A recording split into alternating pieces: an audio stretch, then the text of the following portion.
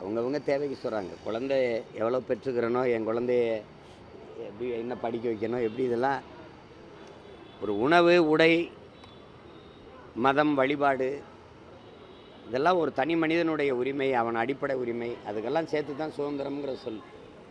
நீ 3 குழந்தை பெற்றுக்கன்னா நான் பெற்றுக்கணுமா? சோறு நீ போடுவேன், எங்கள் ஒப்பம் போடுவானா? படிப்பு யார் கொடுப்பா? கல்வியை முதலாளிக்கு வித்துட்ட, மருத்துவத்தை முதலாளிக்கு வித்துட்ட, மின் உற்பத்தி விநியோகத்தை முதலாளிக்கு வித்துட்ட, சாலை போடுதல் பராமரித்தில் முதலாளிக்கு வித்துட்ட, எல்லாத்தையும் வித்துட்ட, இராணுவத்தையும் வித்துட்ட. 100 விழுக்காடு அந்நிய முதலீடு வந்துடுச்சு. ஏர்போர்ட்டு, போர்ட்டு எல்லாம் தனியாருக்கு போயிடுச்சு. என்ன இருக்குது இதில்? 3 பிள்ளை பெற்று யார் வளர்ப்பா? யார் வளர்ப்பா? நாம் இருவர் நமக்கு இருவர்னு கொண்டு வந்தவன். அப்போ கொண்டு வரும்போது நீ என்ன பண்ணிக்கிட்டு இருந்தீங்க? நீங்கள்லாம் நாம் இருவர் நமக்கு ஒருவர்னு சொல்லும்போது என்ன பண்ணீங்க? நாம் இருவர் நமக்கு இதுக்கு இன்னொருவர்னு கேட்டாங்கல்ல, அப்போல்லாம் எங்கே போனீங்க? எங்கே போனீங்க? இப்போ அது இந்த 3 குழந்தை இந்துக்கள் பெறதா இல்லை இஸ்லாமிய இருக்கிறவரெல்லாம் பெறலாமா? அதுக்கு அனுமதி இருக்கான்னு கேட்டு சொல்லணும்ல நீங்கள். புரியுதா உங்களுக்கு?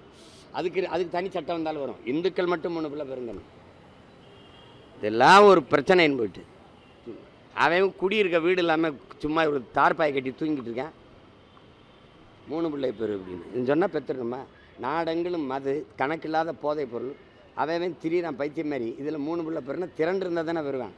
ஒரு வேளை சாப்பிட்றதுக்கே பெரும்போராட்டம் போராடிக்கிட்டு இருக்கான் மக்கள். ஒரு படிக்க போனால் அது முதலாளி கணக்கால் லாபமாக இருக்குது. அங்கே போனால் 10 லட்சம் சீட்டுக்கு, 20 லட்சம் சீட்டுக்கு. எல்லாம் டாக்டருக்கு படிங்கிறீங்க. சொல்லுங்கள், நீட்டு வந்தால் இந்த மருத்துவ கல்வியில் நடக்கிற கொள்ளை தடுக்கப்படும்னு சொன்னாங்க. அப்படி தானே சொன்னாங்க? இப்போ ஒரு மருத்துவ சீட்டுக்கு எவ்வளவு சொல்லுங்கள்? 31 லட்சம், 25 லட்சம். 5 வருஷம் 1.5 கோடி தேவை. யார் கொடுப்பா? நீங்கள் கொடுப்பீங்களா? இந்த படிங்கிறவன் கொடுப்பானா? ஒரு பைத்தியக்கார கூட்டத்துக்கிட்ட நாடு மக்களும் சிக்கிக்கிட்டு தவிக்கிறேன். இதில் 3 பிள்ளை பெருன்னு என்னது இது? இந்துவா பிறவா, இஸ்லாமியனா பிறவா, இல்லை கிறிஸ்தவனா பிறவா?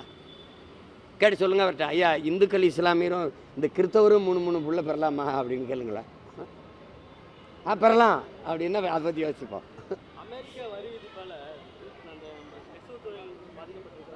இப்போ நெசவு மட்டும்தானே பாதிக்கப்படுது.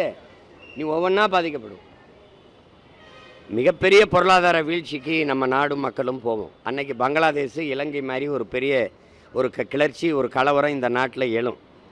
ஒரு இட்லி 1000 ரூபாய்ன்னு வர்றது கூட, 1 கிலோ அரிசி 1000 ரூபாய்ன்னு வர்றது கூட வாய்ப்பு இருக்குது. இலங்கையிலையும் பங்களாதேஷ்லையும் இந்த கலவரம் வரும்போது இந்த நாடு எச்சரிச்சிருக்கணும். அது உன்னுடைய ஒரு ஸ்டேட் அளவு. அந்த அளவு கூட பாப்புலேஷனில் அந்த கூட நிலப்பரப்பு இல்லை. ஆனால் இது அப்படி இல்லை. இது ஒரு துணைக்கண்டம். இதில் அந்த மாதிரி பிரச்சனை வந்தால் என்ன ஆகும்னு யோசிச்சுக்கிட்டு அதிகாரத்தில் இருக்கவங்க திட்டங்களையும் சட்டங்களையும் கொண்டு வரணும். நல்லது.